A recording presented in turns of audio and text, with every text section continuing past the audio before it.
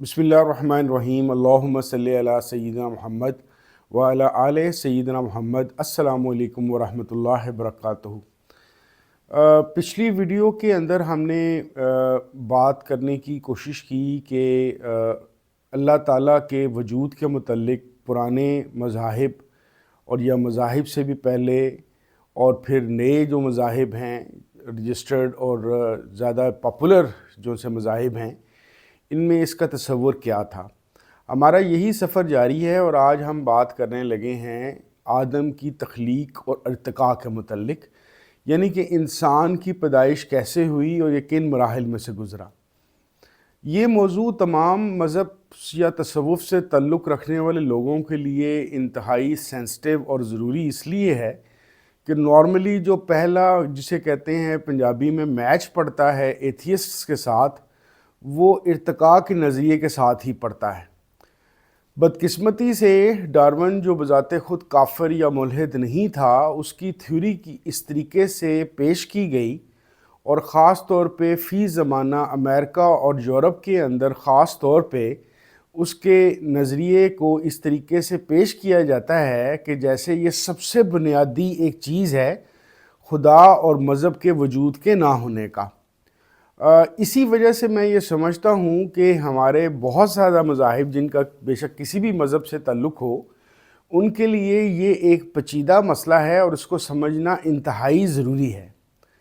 तो इसको पेश करते हुए सबसे पहले तो मैं आपकी नज़र ये बात करना चाहूँगा कि एक बात हमें ज़रूर ज़हन में रखनी चाहिए कि बेसिकली दो तरह के नज़रियात हैं तख्लीक और इर्तिका के मुतल्लिक। एक ये कि खुदा ने इंसान को पैदा किया और दूसरा नज़रिया ये है कि चाहे खुदा ने पैदा किया, चाहे कुछ फोर्सेस थीं,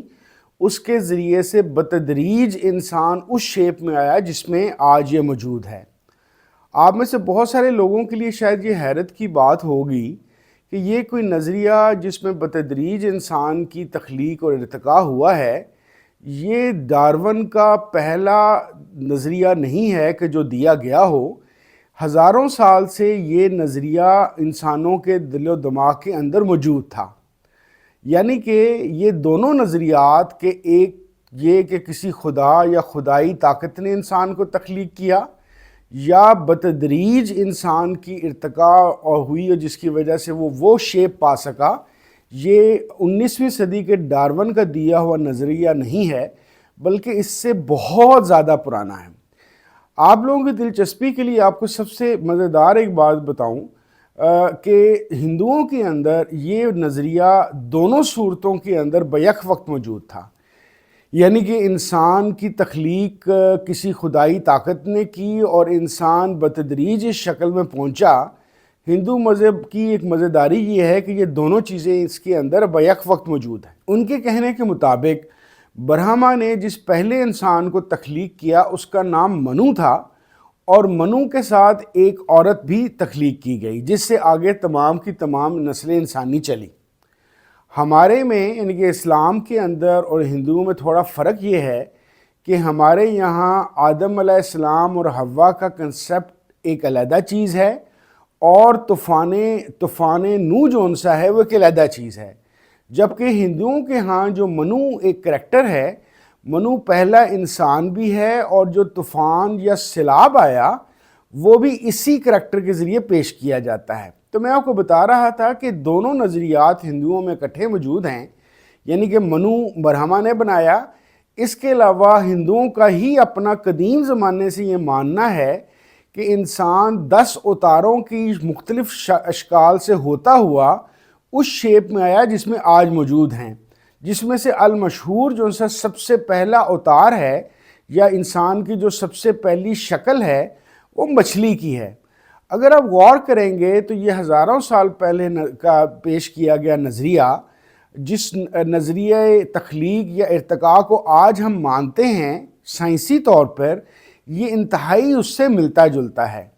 यही हाल मुसलमानों का है कि मुसलमानों की जो इल्हामी किताब कुरान है उसके अंदर वाज़िया तौर पे बताया गया है और जिस पे हम सब का ईमान है कि बनी नौ इंसान की जो आगाज़ है वो आदम व हव्वा से हुई। لیکن مزے کی بات آپ کو بتاؤں کہ ڈارون تو 19ویں صدی میں آیا ہے۔ ڈارون کے نظریے سے انتہائی قریب جو ان کا نظریہ ہے کہ انسان مختلف مراحل سے ہو کے وہاں تک پہنچا جہاں آج پہنچا ہے، 9ویں صدی عیسوی کے اندر مسلمان فلسفر جاہز نے یہ پہلے کا پیش کر دیا ہوا تھا۔ یعنی کہ مسلمانوں کے اندر بھی قدیم زمانے سے دونوں نظریات موجود ہیں، یعنی کہ ڈارون سے پہلے بھی کہ ایک آدم اور حوا کے ذریعے سے نسل انسانی چلی، یا آدم کو ڈائریکٹلی اللہ تعالیٰ نے تخلیق کیا، اس کی شکل یا پتلا بنایا اور اس کے اندر روح پھونکی۔ اس کے ساتھ ساتھ مسلمانوں کا ہی یہ ریسرچ تھی کہ جس کے مطابق جاہز نے یہ پیش کیا کہ جناب انسان مختلف اشکال سے ہوتا ہوا اس شکل میں پہنچا ہے۔ ہمیں یہی والی چیز 12ویں اور 13ویں صدی کے اندر مولانا رومی کے اشعار کے اندر بھی ملتی ہے کہ ان کا ایک مشہور شعر ہے جس کے اندر وہ فرماتے ہیں کہ میں پہلے جمادات میں تھا، یعنی کہ انسان، پھر میں نباتات میں سے ہوا، پھر میں حیوان بنا اور پھر میں انسان بن گیا۔ دیٹ مینس کہ جاہز اور رومی دونوں کے اندر آپ کو ارتقاء کا نظریہ ڈارون کے نظریے سے بہت پہلے کا ملتا ہے۔ تیسری شخصیت جس کا میں ذکر کرنا لازمی سمجھتا ہوں اسلام کے حوالے سے، وہ محی الدین ابن عربی رحمۃ اللہ علیہ ہیں، جن کو تقریباً تمام اہل تصوف اپنا شیخ اکبر مانتے ہیں۔ ابن عربی کے ہاں روحانیت کا کیونکہ دورہ تھا، تو ان کے ہاں جو ان سے آدم کا کنسیپٹ ہے وہ ایک بہت ہی ڈیفرنٹ قسم کا کنسیپٹ ہے، اور وہ یہ کنسیپٹ ہے کہ ان کا ماننا یہ ہے کہ آدم ایک نہیں تھے، وہ تقریباً آدم کی جو تعداد ہے مختلف زمانوں میں جو بار بار دور انسانی بنا، وہ 1,00,000 آدم کی بات کرتے ہیں۔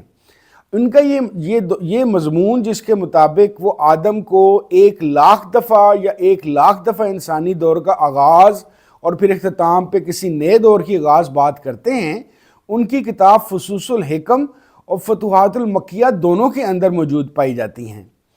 تو آپ کو بتانے کا مقصد یہ تھا کہ بیسیکلی ہمیں یہ بات ذہن میں رکھنی چاہیے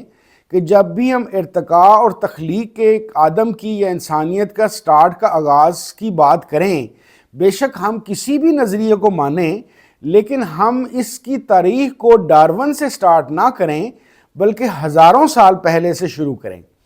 اب آپ کی دلچسپی کے لیے ایک اور بات بتاؤں کہ ہندوؤں سے بھی پہلے ایک کلچر یا ایک دور سومیرینز کا گزرا ہے۔ سومیرین وہ لوگ تھے کہ جن کے ہاں ان آدم اور حوا کا کنسیپٹ پایا جاتا تھا، یعنی کہ وہ زمانہ جس وقت ابھی اسٹیبلش جو سے ریلیجنز تھے یا مذاہب تھے وہ موجود ہی نہیں تھے۔ تو سومیرینز کے ہاں آدم اور حوا کا نہ صرف کہ کنسیپٹ تھا، بلکہ سومیرینز کے ہاں جو ان سا حوا کا نام تھا وہ نتنی کر کے نام تھا، جس کا مطلب ہوتا ہے پسلی، کیونکہ ان کا یہ ماننا تھا کہ حوا کی پیدائش جس کو ہم حوا کہہ رہے ہیں وہ نتنی کہتے تھے، وہ مرد کی پسلی سے ہوا ہے۔ دیٹ از وائی، کیونکہ وہ پسلی سے بنی تھی تو انہوں نے اپنی زبان میں اس کا نام ہی پسلی رکھ دیا تھا۔ اسی طریقے سے سومیرینز کے علاوہ بھی آپ کو انسانی تخلیق کے متعلق تقریباً وہ تمام زمانے جب سے انسان کو ہم جانتے ہیں اس کے متعلق معلومات ملتی ہیں۔ دوسرا، مذہبی لوگوں کے لیے ایک ٹریجڈی جس طریقے سے وہ ارتقاء کی اپنی تاریخ نہیں جانتے اور ڈارون سے شروع کرتے ہیں، ایک اور ٹریجڈی جو مذہبی لوگوں کے ساتھ یہ ہے کہ 15ویں 16ویں صدی میں کرسچنز کے ایک آرچ بشپ کے کیلکولیشن کی وجہ سے پورا مذہبی طبقہ ایک قسم کا غلط فہمی کا شکار ہو گیا۔ ان بھائی صاحب نے یہ کیا کہ آپ کو پتہ ہی ہے کہ بائبل وغیرہ کے اندر تقریباً 125 یا 130 انبیاء کا ذکر ہے، قرآن میں تو 25-26 صرف انبیاء ہیں۔ تو اس نے کیا یہ کہ ان کی تمام کی عمریں کیلکولیٹ کی، ان کی عمریں اور ان کے ادوار کو کیلکولیٹ کرنے کے بعد اس نے اعلان کر دیا کہ یہ جو زمین یا یہ جو زمانہ ہے آدم کا، یہ آج سے 6,500 سال پرانا ہے۔ اسی وجہ سے آپ دیکھیں گے کہ آپ جب بھی ایون کسی بھی مذہب کے لوگوں سے بات کریں گے، خاص طور پہ ابراہمک ریلیجن کے لوگوں سے، اور جس کے اندر خاص طور پہ ہمارا اپنا مذہب اسلام، تو یہاں کے علماء بھی آپ کو اس بات پہ کنونس کرنے کی کوشش کریں گے کہ آدم کا زمانہ بلکہ پوری زمین کی جو تخلیق ہے آج سے 6 سے 10 ہزار سال پرانی ہوئی ہے۔ فی زمانہ اس کو ماننا ایسا ہی ہے جیسے کوئی یہ مانے کہ زمین چپٹی ہے یا زمین کے ارد گرد سورج گھوم رہا ہے، کیونکہ آرکیالوجی اور پیلنٹولوجی کی ریسرچ کی وجہ سے اب ہمارے پاس ایسے آلات اور ایسی سائنسی توجیہات موجود ہیں کہ ہم اس بات کو بڑے اچھے طریقے سے جانتے ہیں کہ پہلی انسان نما جو چیز ہمیں اب تک ملی ہے یا جس کے متعلق اندازہ ہے وہ 1,00,000 سے 1,30,000 سال پرانی ہے۔ آپ وہ لوگ جن کے خیال کے مطابق 6 سے 10,000 سال پرانی ہے اور وہ یہ سائنس کی اس بات کو کہ انسان ہزاروں یا لاکھوں سال پرانا ہو سکتا ہے ایک غلط بات یا جھوٹ سمجھتے ہیں، آپ کو یہ بات ذہن میں رکھنی چاہیے کہ آرکیالوجی اور پیلنٹولوجی والے جب کسی بات کا دعویٰ کرتے ہیں تو اس دعوے کے اندر ایک سائنسی توجیہ پیش کی جاتی ہے۔ کاربن ڈیٹنگ اور پوٹیشیم ڈیٹنگ ایک ایسا عمل ہے جس کے ذریعے سے جاندار، نباتات، جمادات کی ایج کا پتہ کیا جاتا ہے۔ یعنی کہ جب یہ کہتے ہیں کہ فلاں جو سا ڈھانچہ ہمیں انسان کا ملا ہے یہ 50,000 سال پرانا ہے، یا فلاں جو آرٹی کرافٹ یا کوئی عمل آرٹ ہمیں ملا ہے یہ 1,00,000 سال پرانا ہے، یا فلانا درخت 30,000 سال پرانا ہے، تو یہ صرف اور صرف کوئی زبانی جمع خرچ نہیں ہے، بلکہ سائنسی طریقے سے کاربن ڈیٹنگ اور پوٹیشیم ڈیٹنگ کی مدد سے اس کی ایگزیکٹ ایج پتہ کی جاتی ہے۔ لیکن اللہ بھلا کرے اس عیسائی بشپ کا کہ جو یہ حرکت کر گیا، اور انفارچونیٹلی ہمارے یہاں پہ اسلام کے اندر بھی وہی کیری ہو گیا۔ حالانکہ سچی بات یہ ہے کہ قرآن کریم کو آپ جتنا مرضی جہاں مرضی سے پڑھ لیں، اس کے اندر آدم و حوا علیہ السلام کا کوئی زمانہ یا کس زمانے میں یہ موجود تھے اور یہ کون سے وقت تھا اس کو کوئی بھی پیش نہیں کیا گیا۔ یہ اسرائیلی اور عیسائی روایات ہیں جو ہمارے اندر داخل ہو گئیں۔ اسی طریقے سے میں آپ کو یہ بھی بتانا چاہتا ہوں کہ جو مشہور ریلیجنز ہیں اس کے اندر ایک مشہور ترین جو سا ریلیجن ہے زرتشت کا زمانہ ہے۔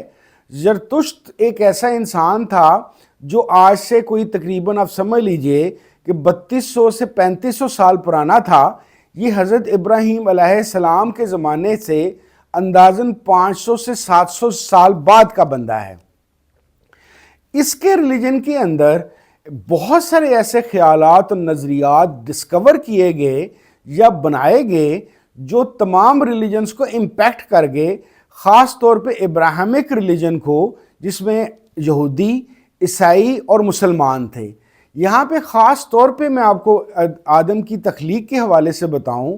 تو ان کا جو ان سا خدائے واحد ہے، کیونکہ یہ توحید پرست لوگ تھے، یہودا مردہ، اس نے ایک انسان کو تخلیق کیا گیو مرت کے نام سے۔ گیو مرت کو شیطان نے، کیونکہ شیطان کا کنسیپٹ بھی بہت واضح طور پہ ہمیں پارسی یا زرتشت ریلیجن کے اندر بھی ہی نظر آتا ہے، شیطان نے 30 سال کے بعد گیو مرت کو قتل کر دیا، اور گیو مرت کی سیٹ سے وہ آدم اور حوا پیدا ہوئے جن سے انسانی نسل چلی۔ تو اگر آپ زرتشت ریلیجن کو پڑھیں گے تو آپ کو انسانی تخلیق، آدم حوا کا کنسیپٹ، پل صراط کا کنسیپٹ، جنت جہنم کا کنسیپٹ، نیکی اور بدی کی لڑائی، خدائے واحد کا کنسیپٹ، وہ کنسیپٹ نظر آئے گا جو کیری فارورڈ ہوا ہے ہمارے تینوں ریلیجنز کے اندر۔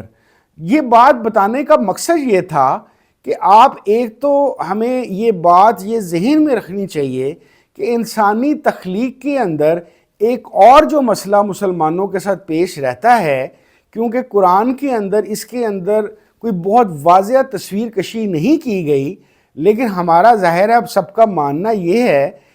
اور زیادہ تر علماء اسی پہ بات کرتے ہیں کہ آدم اور حوا علیہ السلام کسی زمانے میں جنت میں تھے اور پھر ان کو زمین پہ اتارا گیا۔ اب بہت سارے علماء جو مسلمان علماء ہیں ان کی ریسرچ کے مطابق، جس میں خاص طور پہ غامدی صاحب کا میں نام لینا چاہوں گا، ان کا یہ خیال ہے کہ کوئی باغ عدن کا نام، کہ کوئی باغ یا کوئی جگہ زمین پہ ہی موجود تھی اور آدم اور حوا یہاں پہ تھے۔ میں غامدی صاحب کی بہت ساری باتوں کی طرح اس بات سے بھی بہت زیادہ متفق نہیں ہوں۔ مجھے ایسا لگتا ہے کہ شاید انسان ارتقائی منازل سے ہی گزرا ہے، لیکن ارتقائی منازل کے اندر بھی یہ واضح کرتا جاؤں کہ ڈارون کا اپنا یہ خیال تھا کہ ایک ہی اسپیشی جو سی ہے مختلف روپ بدلتی گئی اور وہ ایک نئی چیز میں بن گئی، جس کی وجہ سے فی زمانہ لوگوں کا خیال ہے، پہلے تو یہ یقین تھا کہ بندر یا بنمانس کی ہی شکل سے انسان بنا ہے، اب خیر سائنسدانوں کو تھوڑی سی عقل آ گئی ہے، ان کے خیال کے مطابق اور نئی تحقیق کے مطابق انسان ڈاروینین تھیوری کے مطابق بندر یا بنمانس سے نہیں بدلا، بلکہ یہ ایک اس کی کزن اسپیشی تھی۔ میرا ذاتی طور پہ ماننا یہ ہے کہ قرآن شریف میں کیونکہ خود ارتقاء کا ایک بہت واضح ثبوت ہے، کھنکھنکتی مٹی سے بنانے سے متعلق آیات اور پھر چکنی مٹی سے بنانے سے متعلق آیات، لیکن میں یہ سمجھتا ہوں اپنی تحقیق کے مطابق کہ انسان نے بے شک مختلف روپ بدلے ہیں، لیکن یہ شروع سے ڈے ون سے ایز اے اسپیشی ایک علیحدہ انسان کی ہی اسپیشی تھی۔ بالکل اس طرح جس طرح آج کے دور کے اندر بھی انسان پہلے ایک کلاٹ ہوتا ہے، کلاٹ سے زائگوٹ بنتا ہے، زائگوٹ سے فیٹس بنتا ہے، پھر 9 ماہ پورے کرتا ہے، پھر بچہ ہوتا ہے، پھر لڑکپن میں جاتا ہے، جوان ہوتا ہے، بوڑھا ہوتا ہے، یعنی کہ مختلف مدارج میں سے گزرتا ہے۔ اسی طریقے سے وہ مدارج یا وہ جو سیکونس یا سلسلہ ہے جو ماں کے پیٹ میں اب آ کے ڈیولپ ہونا شروع ہو گیا ہے، کسی زمانے میں یہ مختلف جگہوں پہ تھا، یہ ایک اوپن انوائرمنٹ کے اندر موجود تھا، لیکن اسپیشی انسان کی ہی تھی جس نے مختلف ادوار کے اندر آہستہ آہستہ ڈیولپ ہونا شروع کیا۔ بالکل اس طرح جس طریقے سے ہم یہ جانتے ہیں کہ ہومو لیوبس کے علاوہ ہومو ایریکٹس، ہومو ایریکٹس کے علاوہ ہومو سیپینز، اور بیچ میں ہمارے جو کزنز تھے نیدرلینڈرز جو ان سے تھے، ان کی بھی ہمارے ساتھ آمیزش ہوئی، لیکن یہ سارے کے سارے انسانوں کی ہی فارم تھی، اور آخر کار جس انسان کے رخ کو یا جس مقام یا درجے پہ انسان پہنچا اور اللہ تعالیٰ نے اس کو قبول کیا اور اس کے اندر اپنی ہدایت اور اپنی روح پھونکی، یعنی کہ عقل بھی دی اور اس کو کوگنیٹو ابیلٹیز بھی دیں، وہ انسان کامل یا آدم کہلایا۔ تو دیٹ مینس کہ ارتقائی منازل یقینی طور پہ طے ہوئی ہیں، لیکن ان ارتقائی منازل کے اندر خدا کی گائیڈ لائن یا خدا کی ایک ٹریگرنگ جو سی موجود تھی، جس کے اندر سے ہم چکنی مٹی سے ہوتے ہوئے مختلف طرح کے انسانوں میں گئے اور مختلف انسانوں سے آخر کار ہمارے جد امجد آدم علیہ السلام بنے، اور وہ شیپ ہے ہومو سیپینز کی جو آج تک موجود ہے۔ رہ گئی جنت کی بات، یا جس طرح میں نے کہا کہ میں غامدی صاحب سے بہت زیادہ اتفاق بہت ساری چیزوں سے نہیں کرتا، تو اس پہ بھی نہیں کرتا۔ میرا ماننا یہ ہے کہ جنت کا وہ حصہ، کیونکہ قرآن کے اندر اس کو واضح ثبوت نہیں ہے کہ کیا ہمارے جد امجد وہیں پہ تھے یا وہیں سے اتارے گئے یا کیا معاملہ ہوا، میرے خیال کے مطابق آدم علیہ السلام اور حوا علیہ السلام کو آخر کار زمین پہ ہی یا زمین کے علاوہ کسی اور کرے پہ ایک کنٹرولڈ انوائرمنٹ میں رکھا گیا، اور اس کنٹرولڈ انوائرمنٹ کے اندر اللہ تعالیٰ نے، جس کو ہم کہتے ہیں کہ روح پھونکنا، شاید اس کو اپنی ذات مقدس سے ایک خاص قسم کی کوگنیٹو ابیلٹیز دی، جس کی وجہ سے نہ صرف کہ وہ اچھے اور برے میں تمیز کر سکتا تھا، بلکہ اچھے اور برے کے تمیز کے علاوہ اپنے دماغ کو استعمال کرتے ہوئے ٹول سے لے کر خیالات کو بھی جنم دے سکتا تھا۔ یہ اس کنٹرولڈ انوائرمنٹ کی پیداوار ہے، جس کنٹرولڈ انوائرمنٹ کو شاید ہمارے علماء نے جنت یا کوئی اس طرح کی چیز سمجھا۔ میں جنت کو رد نہیں کر رہا، لیکن کیونکہ قرآن سے ہی مجھے ارتقاء کا کنسپٹ کی ایک حوصلہ ملتا ہے، یا جاہز، رومی اور ابن عربی میرے اس خیال کو سپورٹ کرتے ہیں کہ انسان کو ڈائریکٹ کسی پتلے کی شیپ میں بنا کر نہیں پھینکا گیا، بلکہ انسان کو مقدار بر مقدار آہستہ آہستہ ڈیولپ کیا گیا۔ اب آپ یہ سوچیں گے کہ بعض احادیث جن کو ویسے تو لوگ ضعیف کہتے ہیں لیکن وہ موجود ہیں، جس کے اندر پتلے کا روح پھونکنے کا ذکر ہے، میرا ماننا ایسی بہت ساری چیزوں کے متعلق یہ ہے، اور قرآن کریم کے اندر بھی بہت سارے ایسے نظریات ہیں کہ ہمیں یہ بات سمجھنی چاہیے کہ بلا شک قرآن کریم قیامت تک کے لیے ہدایت ہے، لیکن بہرحال قرآن کریم کو جو اتارا گیا تھا وہ ایسے زمانے میں اتارا گیا جو آج سے 1500 سال پہلے تھا۔